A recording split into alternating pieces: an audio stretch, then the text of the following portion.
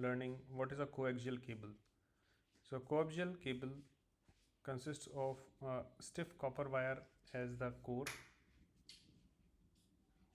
So this is the copper wire, and outside of that copper wire, that copper wire is surrounded with the insulation, that is the insulating material. Then that insulator is encased by a cylindrical conductor, which is often woven as a copper mesh, basically in a mesh kind of structure.